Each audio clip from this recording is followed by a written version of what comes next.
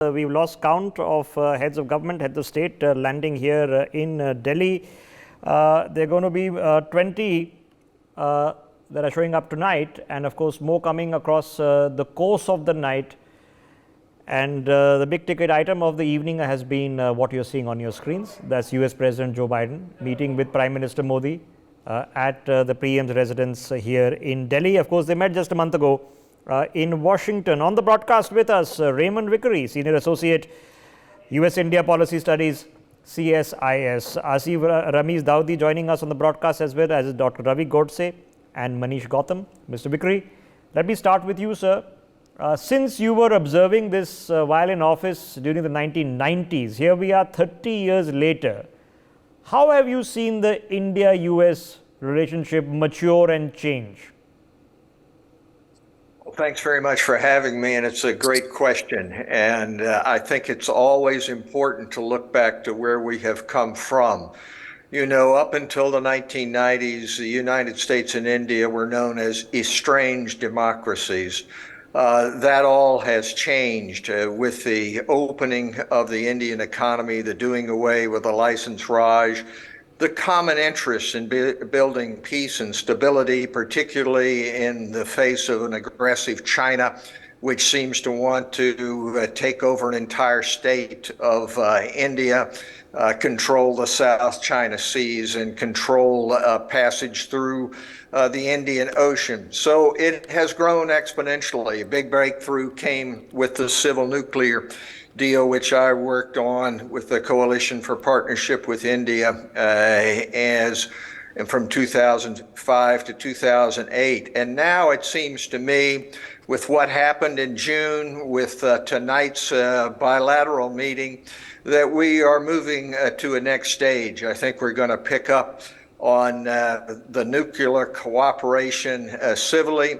I believe that there is consensus between the United States and India that this is not a time for war, but this is a time to take seriously the problems of climate change and work together with increased funding from the World Bank and other multilateral institutions.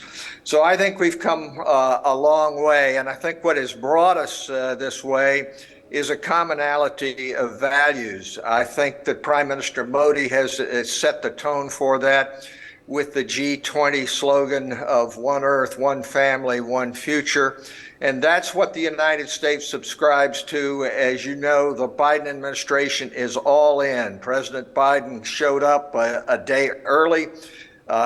He's gone to the residence, not just a formal meeting. The two heads of government are having dinner, and I believe that the United States is going to do everything in its power to make this a successful presidency of India. All right, let me pick your mind on that, but just let me take you back for a second, because you mentioned one world, one family. So 1918, January, Woodrow Wilson's 14 points. Points 6 through 13 dealt with very technical matters regarding, European borders.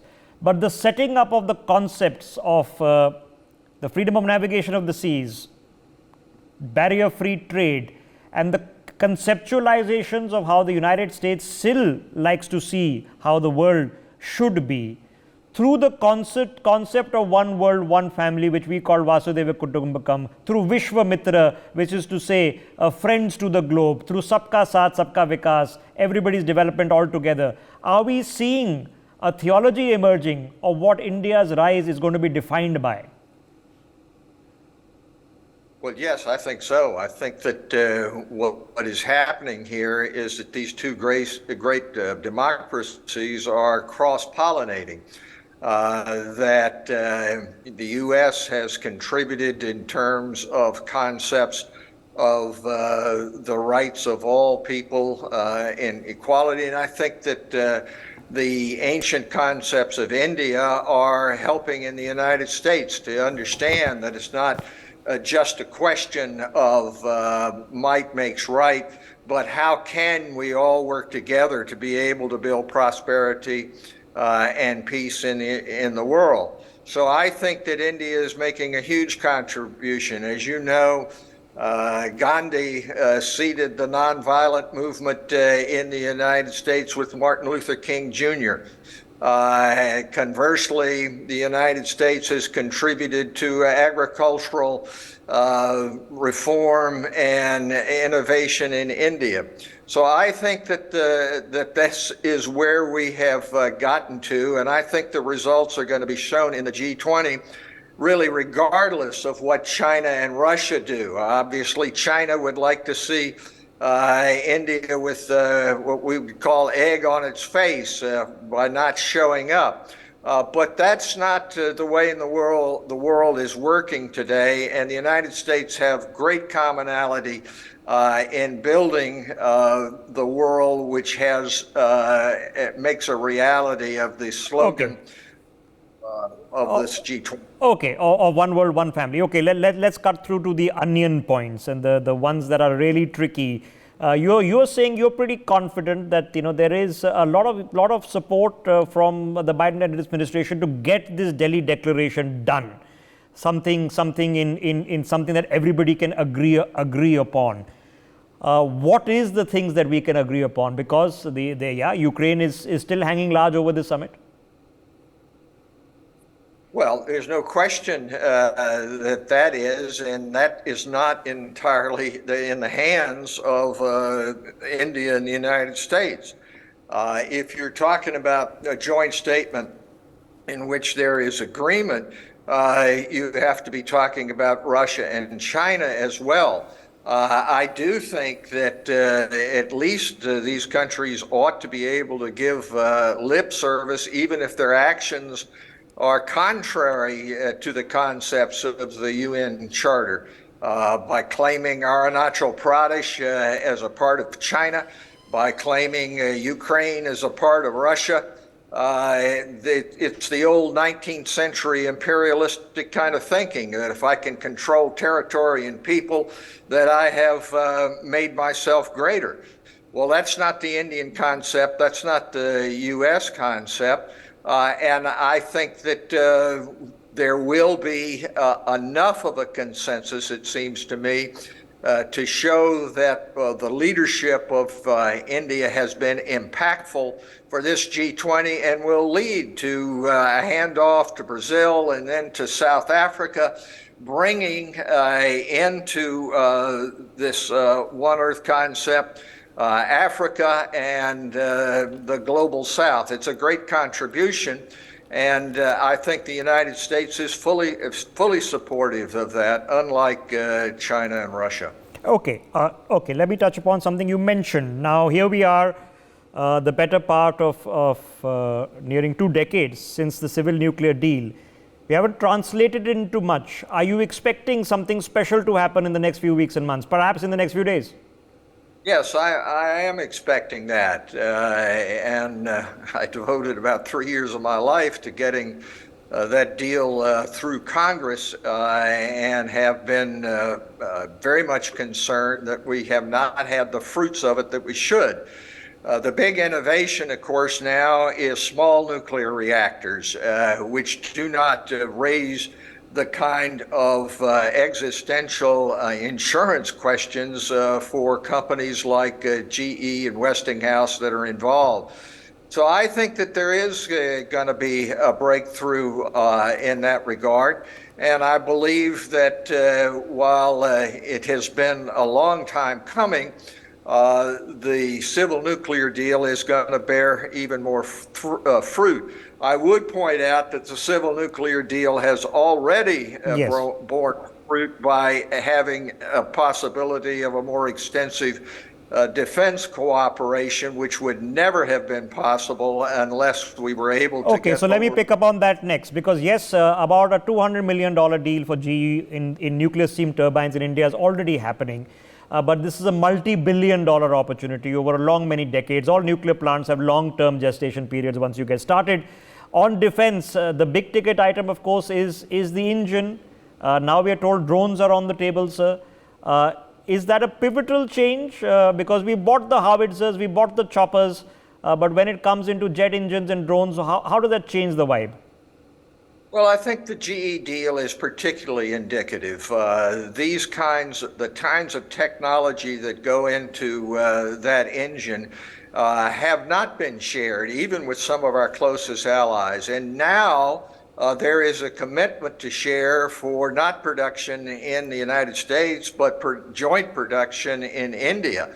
This is really a watershed moment. You can look at the Reaper drones as being a more conventional kind of deal, but the GE engines really is. But I would point out that this is part of a continuation, as you pointed out earlier. We've come a long way, and the real difference here, it seems to me, from what you were talking about in previous iterations of the relationship, is a strong bipartisan support for it in the United States, and support for the relationship which goes across political parties in both of these great democracies. There is virtually no dissent in the United States Congress from the proposition that India and the United States have a shared interest not only in opposing expansionism for China, but because of our values. And that goes very deeply even among the most conservative or most liberal members of our policymaking establishment, which on other issues are at each other's throats. Okay, before I let you go, Mr. Vikri, one last thought. If India sees itself as a great power, so with great power comes great responsibility, and there are issues across the world, and we are taking care and are cognizant of this. We have our interests as well, which are back home, and there are many challenges within the four corners of India as well. But as a great responsible power, what are the things that India will be expected to be turned upon over the next decade or two? Well, I think the most important is whether or not we will be able to work across the board and not just try to segment a border dispute or a particular focus on what a nation does. What is necessary to be a great power is to make a reality out of this one earth, one family, one future. And that means to see as an interest both of the U.S. and India a wider worldview. And where the rubber meets the road, of course, on this is in the security area. As to whether or not we will not only share technologies and do production, but whether or not we are going to see willingness to come to each other's support in the disputes which will take place. So I think that that's a major concern. It's a major concern from India's perspective because for so long, India has needed to show that it was no longer under the thumb of the historic Western subjugation, that it needed to be independent. It seems to me now the challenge is that India will see a broader perspective, not just in showing the independence of India in security matters, but that it will follow its own values, which I would submit are those, many of them shared with the United States, in order to be able to produce peace and stability. Okay. So I think that that's going to be the major challenge. Okay, yes, there are challenges before us, but I can see something completely novel taking place, and I've seen the change happens as I've sat in this chair for the past better part of 2 decades, where we've gone away from a constant conversation and obsession. Believe it or not, Mr. Vikri, not a single bullet has been fired off the line of actual control for 2 years. We're not always constantly talking about Pakistan and LOC. So things, I've seen it change, and that's a very verifiable on the ground here. Nonetheless, so thanks very much for joining us. Hopefully there's some good takeaway which we get to know tomorrow morning of what came out of this meeting between Joe Biden and Prime Minister Modi. There might be some progress, hopefully some progress, both on the civil nuclear front, on the jet engines, perhaps the drones, and let's not kid ourselves. The proof of the pudding is when the signing is quite literally done. Raymond Vickery joining us from CSIS. Thanks very much. Let me quickly jump across to Dr. Ravi Godse. Dr. Ravi Godse, let me take the larger thought with you of one world, one family. Now there is sabka saath, sabka vikas. You understand it. Sometimes it's in theory. Free world democracy can be in theory, and the real world is elsewhere. Do you think that India as a country is living its slogans? India is. It's a very, very difficult dream to. It's a very lofty goal, but it's very hard to achieve. But if one nation can do it on the face of this earth, I think that is India, because it generally walks as it talks. You mentioned a very interesting point. You always bring up with extremely interesting historical perspectives. So if you're talking about Woodrow Wilson's 14 points, so we are talking about one world, one family. Forget one world. Where was the one nation? Means Woodrow Wilson's League of Nations, which is the precursor to United Nations, which could have thwarted or averted the Second World War, was soundly rejected by United States Congress. Because he focused on the world, United States Congress refused to allow United States to join the League of Nations, and that was the end of League of Nations. It led to Second World War. French people, they sent a bill to Woodrow Wilson because his wife broke a glass. So his proposals were generally, you look at polarization everywhere. You look at, like the previous speaker was saying, you look at how polarized United States is in between, ideologically entrenched. Look at what is going on in Israel with Netanyahu and the other faction, which are like completely, literally at each other's throat. Why means, India has this lofty goal, but look at India. Means we have always said that politics should end at water's edge, but like the opposition would not celebrate any success as India's success, and they look at it as like a party. So, but that's true. That's true of all democracies. The opposition is going to struggle to be celebrating G20 with us right now for obvious reasons. Yeah. So one world is like a very lofty goal. But like I said, if India can do it, no. But is it capable? Because I've asked this question to people in government, that when you say when 8, 9 years, 10 years ago almost now, the PM said sabka saath, sabka vikas. It sounds like a politically convenient slogan. Now the thing is that I've reported this now in the past few months. If you just do a scatter anecdotal study, let's go to Uttar Pradesh, and are the houses and the toilets and the taps being built? Now, of course, in any part of the country you go to, when you see that have you got a toilet in your house, you will meet some people who are Hindu and some who are Muslim and some who are Christian and some who are of other denominations in faith, some who come from different regions and some who come from different backgrounds, and they've all got a toilet. They all have, some of them have a house with a concrete roof for the first time in their lives, and that transcends the old denominations of where we came from, mandal politics and caste and creed and religion. So you can see it changing. So you can say, okay, more than a slogan. So are you seeing in Narendra Modi's 18 points or 12 points or 9 points or whatever it eventually becomes, Vasudeva Kudumbakam, Vishwamitra, Sabka Saath, Sabka Vikas, in this conceptualizing into a larger conversation? Dr. Godse. I don't know if you can still hear us, sir. Okay, so let me put that thought to Mr. Dowdy. Professor Dowdy, is it moving from conceptualization, theorem, to reality?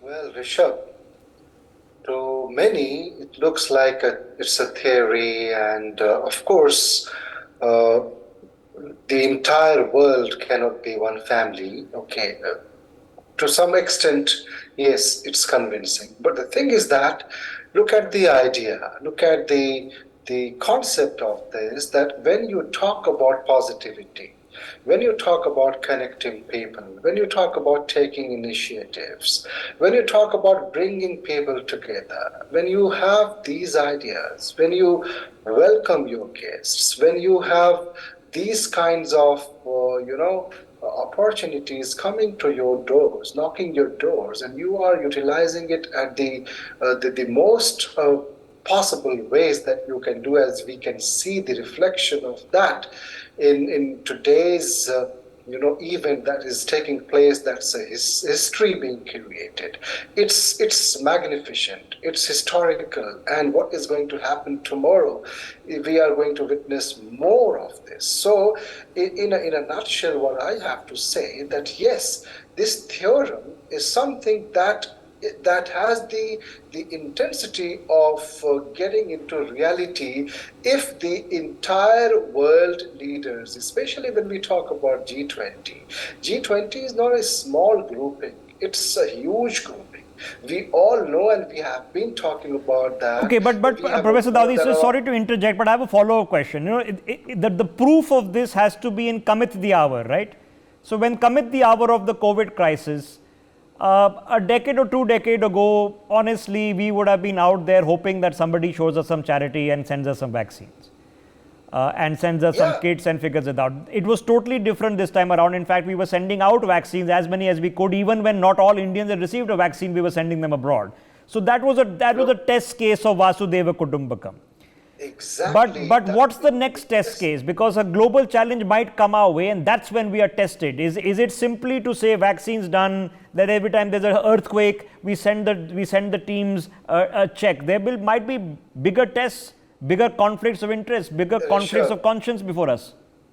There will be bigger challenges, bigger tests, but the thing is that when you have a stronger willpower, as you said, rightly said, with great power comes great responsibilities. So we are trying to give voice to the global south. We are trying to focus on the poorer countries and developing countries, and we have the experience of proving this fact that how one earth, one family, one future is practically possible. How Vasudhaiva Kutumbakam is practically possible, as you rightly quoted about the vaccine mastery. Now, in the times to come, we have seen and will be seeing more of these things coming in. Like, let me give you one more example. We have even extended our help and we assisted the countries, for example, Turkey, when they had the earthquake, we stood,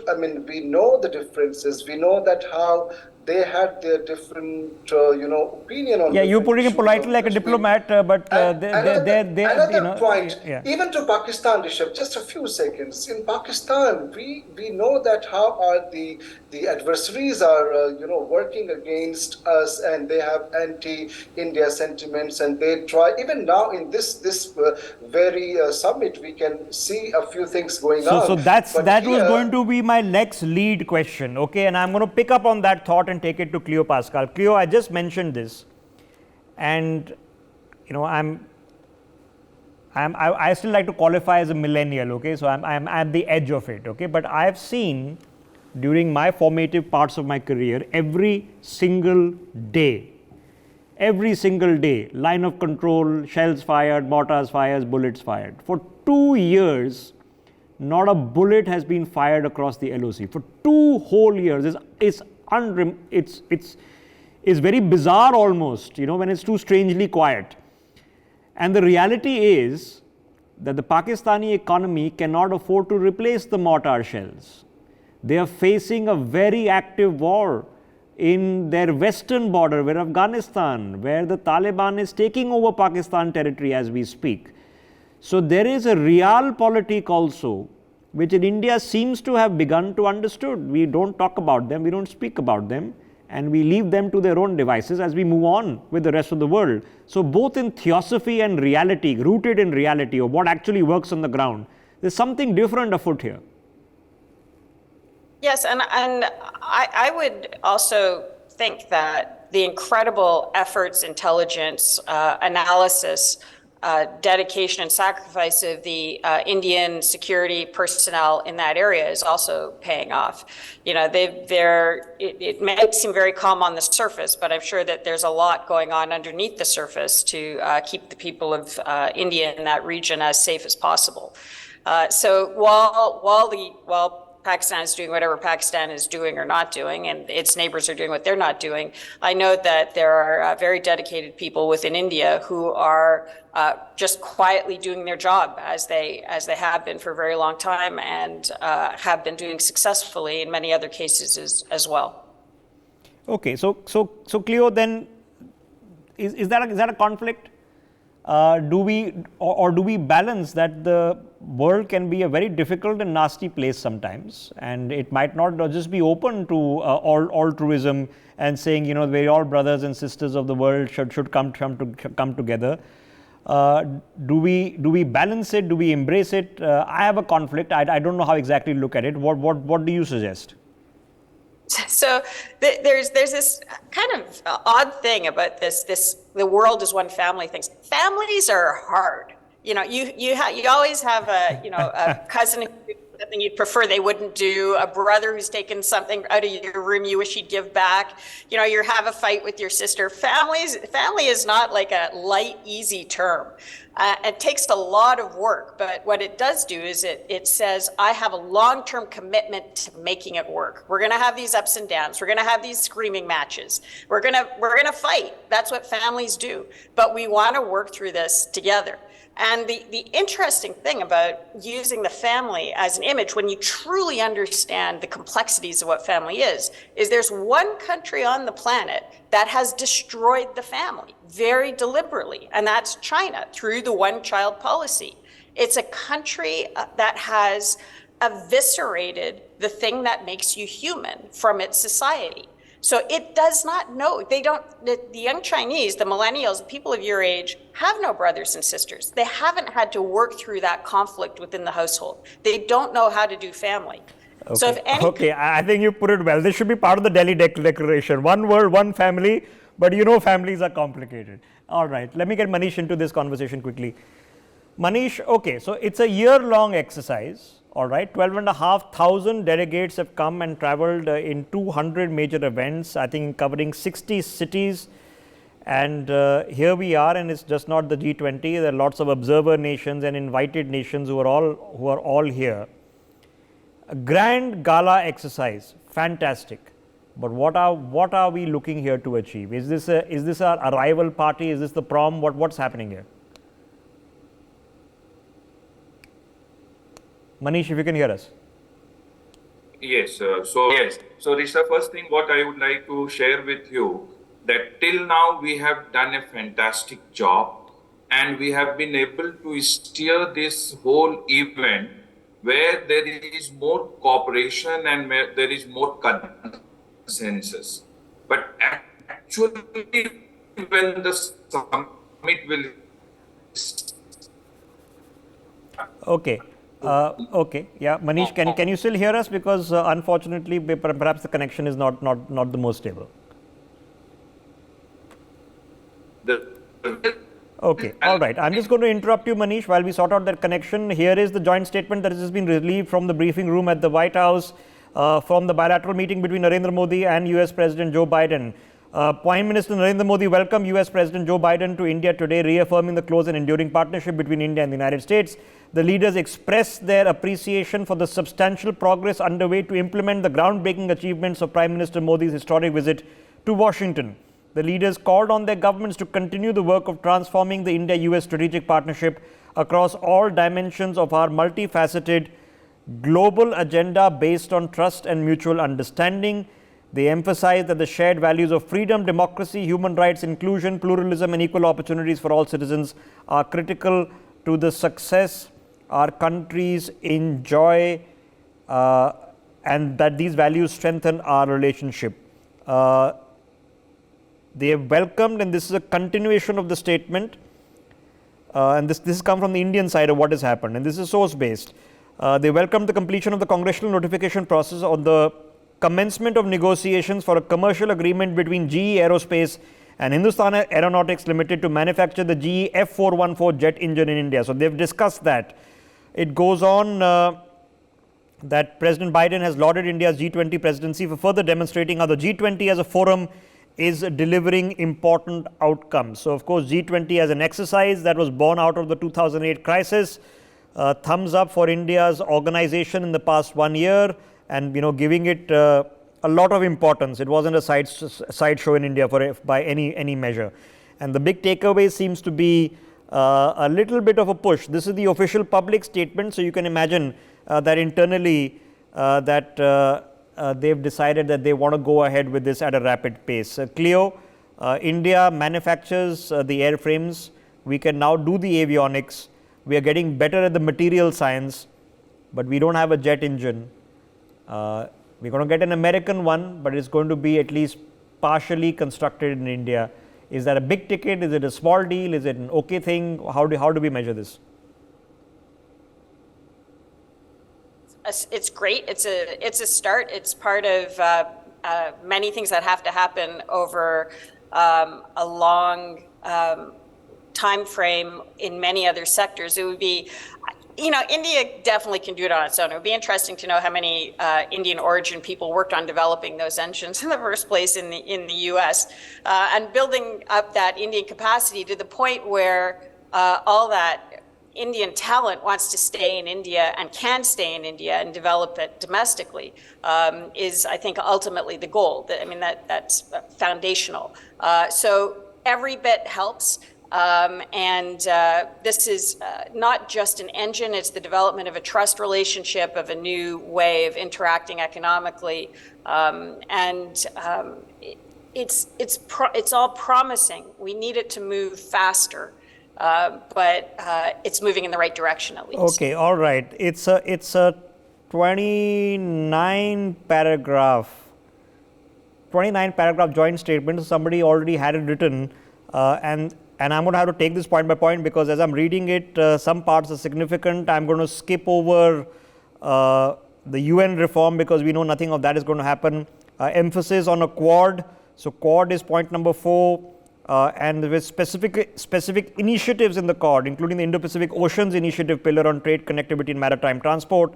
That's the IPOI, which of course the United States has now joined. So Quad, this initiative on critical and emerging technology, which is a big ticket item out of Washington.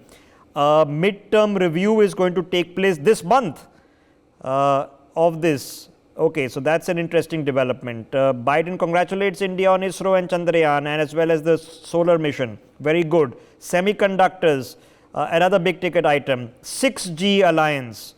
This is an interesting one. So we are now going to be, I'm assuming, some cooperation in the development of 6G, which is interesting because Qualcomm is the communications giant that is based out of America. Quantum entanglement exchange. So high tech between IIT Bombay and a facility in the US. Very interesting. Science Foundation, industrial ecosystems, bilateral trade. Okay, very interesting. Global challenges also interesting. Educational collaboration. Very interesting. Digital economy initiative, which is a big ticket here from India. It's a token mission. GE F414 I've already mentioned. Agreements between the US Navy and the Mazagon docks, which of course will be a hub for the maintenance and repair of forward deployed US Navy assets and aircraft and vessels. This is a big ticket item, ladies and gentlemen. So far we've only been doing refurbishment and resupply, which means to top up the fuel and provide more food. So this is a big ticket item if we are going to be repairing and rebuilding US Navy frigates in this part of the Indo-Pacific. So this is important. The India-US defense acceleration ecosystem, NewsX. You can well imagine these are big ticket items for the US side of the delegation. President Biden has welcomed the issuance of a letter or request from the Ministry of Defense of India to procure 31 General Atomic MQ-9B, 16 Sky Guardian and 15 Sea Guardian remotely piloted aircraft and their associated equipment. That's the drones. So there we go. 31 drones. A letter of LOR has been issued on that. Then renewable energy. transport sector decarbonization. Okay, I'm running out of breath. Investment climate, settlement of outstanding World Trade Organization disputes, innovation handshake, cancer research. Okay, renewal of a memorandum regarding POWs and MIAs. Very interesting. Okay, and of course, we all agree to free, open, inclusive, and resilient Indo-Pacific. We've heard that before. Cleo Pascal, I've tried to go through the highlight points. Some of them very, very interesting in the developments that are taking place over here. Very broad-reaching. I mean, you can go from one subject to the other, all equally important. What's your gut reaction on this?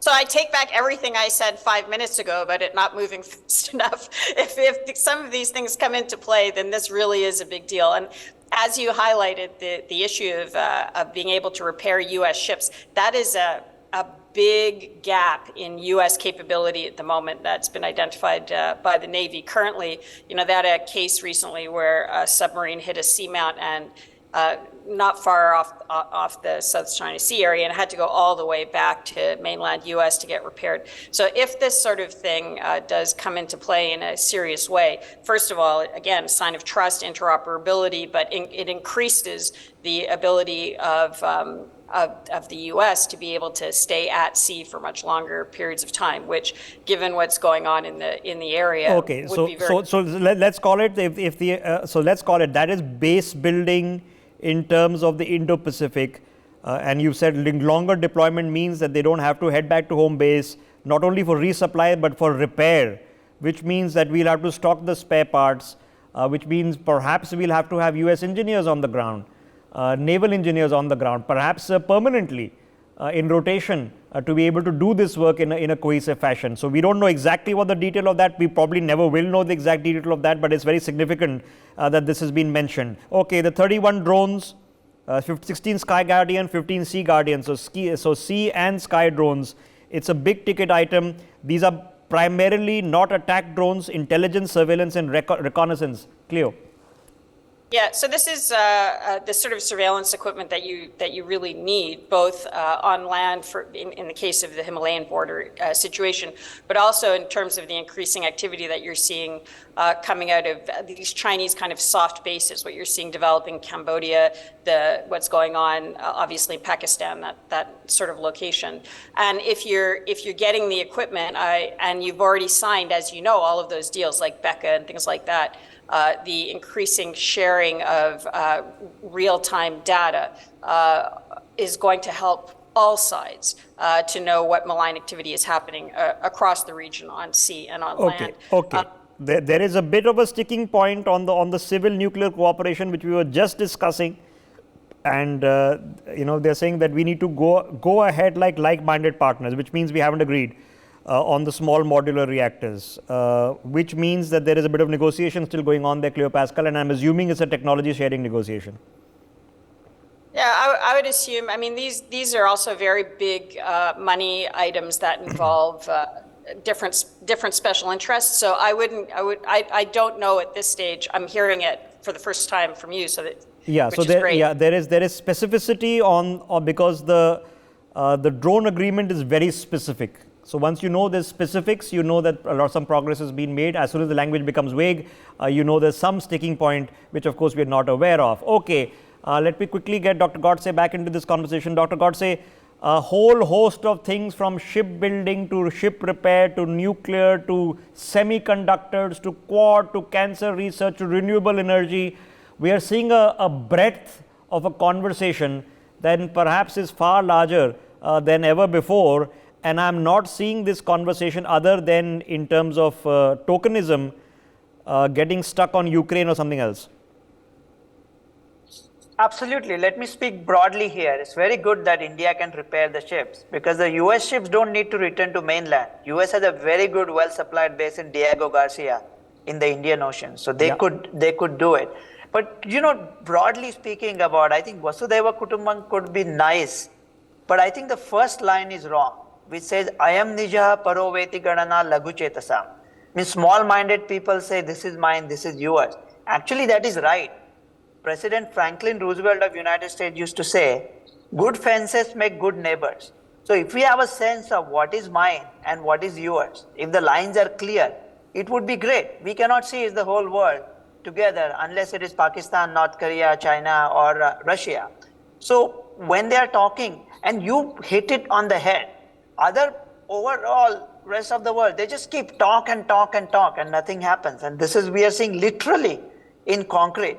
But to make up, to understand what the fence is between US and India, US cannot expect India to scold Russia, that we will decide what to do, and we are remaining, India is remaining as the only honest broker. I shouldn't say we, because I'm a US citizen.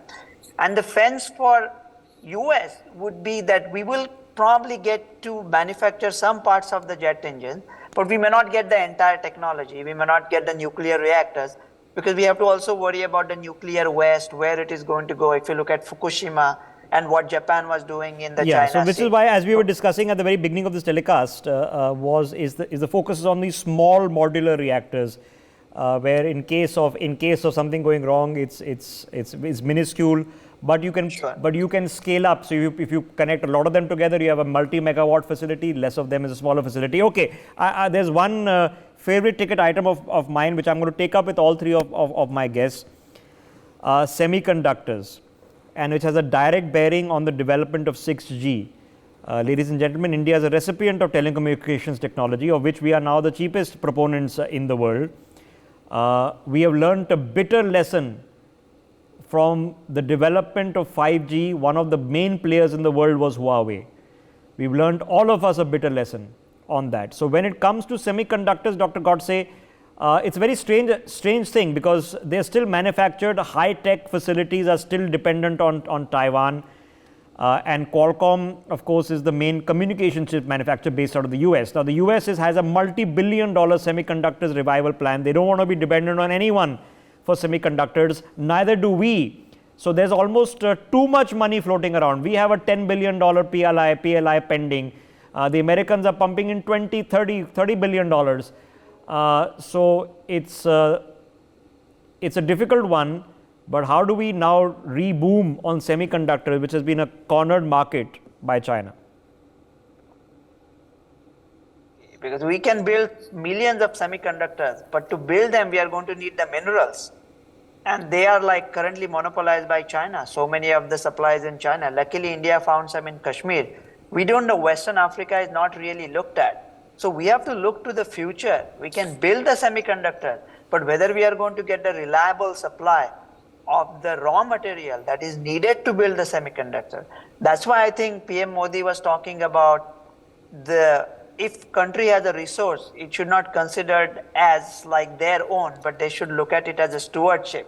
So this has to do with cooperation, and that's going to be a bit challenging, I think. Yeah. Okay. So let me turn the question around. Manish, if we are all trying to convince the major Taiwanese companies, whether it's Foxconn or TSMC, to set up alternative factories to make the high tech, not the 100 nanometer ones, but I'm talking about when now you're down to 4 nanometers, high tech semiconductor chips. Maybe even convince Qualcomm to set up a manufactory here in India. And we are offering a lot of incentives, but the Americans are offering even bigger incentives. So there's almost a glut in the market trying to convince these guys to come over. They are going to pick the Americans first. So how do we get our semiconductor dream off the ground? So Rishabh, we will have to do what we have been doing in this form, that lowest scale assembling can be done by bringing some raw material where manufacturing can be there in India. And later on, we can think in terms of large scale production with collaboration with those companies which are there. Because you just see, we will have to reduce the import dependency which we have if we want a brighter future. Yeah, for sure. It's a no-brainer. You won't believe it, but I've been hammering home this point for the past almost 5 years. Because when we make mobile phones, we don't make them, we assemble them. There's a big difference, and we need to understand the difference. Professor Dawoodi, let me come on this specific point, because when it comes to high tech, ironically, other than Qualcomm, the US doesn't dominate the chip market. The Taiwanese firms do.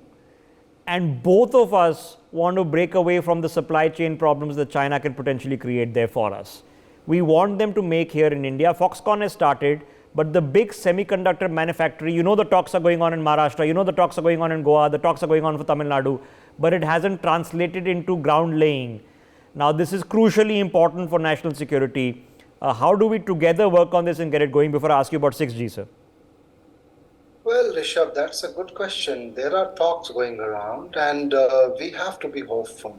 Since, as you even look at the joint statement, which clearly says that they are going to transform the India-US strategic partnership across all dimensions.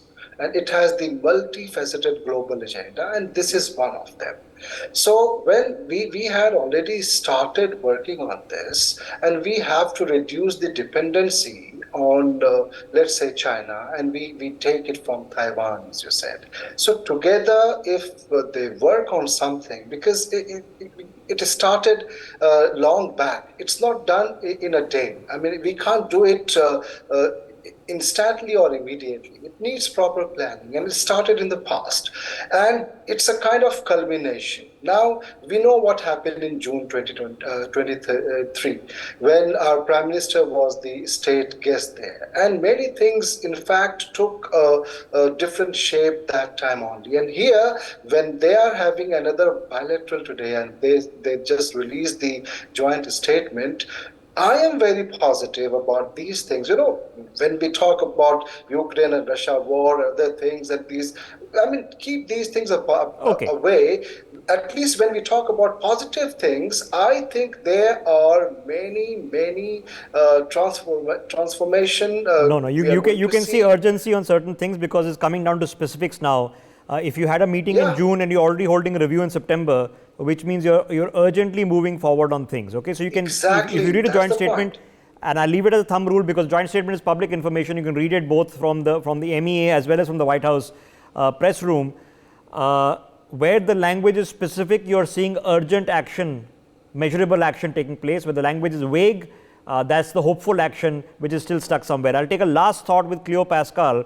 Cleo, on just the issue, and it's in theory, I won't get technical with you because I can't either, but we learned a bitter lesson on telecommunications when 5G came around. And we found that the best 5G, cheapest 5G is being made by a company called Huawei, which ironically none of us can trust, and it was a wake-up call. So I'm glad that even before the 5G rollout is complete across the world, we are discussing 6G within the context of India and the US. What does this tell us? So I think it tells you that we've got to move away. And I would say that that also Huawei got a lot of its technology from a Canadian company, Nortel, which it destroyed basically in the process. Yeah. And so this goes back to, as we build these new systems, we need to protect ourselves from this theft so that we can compete on a level playing field. And India can give so much and can create so much good for the world if it's given a fair chance. And that's what we need to do, not in every sector, not just awareness, maritime domain awareness, but maritime domain enforcement. The same thing is true in tech. You need to protect the technology. Okay, are we a few years away, Cleo Pascal, from having China non-dependent semiconductor supply chain? If we can level the playing field. And so it all comes down to, protecting what's good from being infected by this malign influence that corrupts and corrodes everything in its path. Yeah, I use a Korean phone or a made in Korea phone for that reason, because I know the ones made in India are also assembled in India, and I have a very difficulty trusting a Chinese hard mobile chip anywhere in my house. I promise you, India is flooded with them in CCTV cameras, in telecommunication equipment. 40% of the mobile phones being sold in India are still manufactured by Chinese firms, and I can't believe we are still buying them. It's laughably scary, but maybe times are changing. For more such videos, subscribe to the NewsX YouTube channel, hit the bell icon.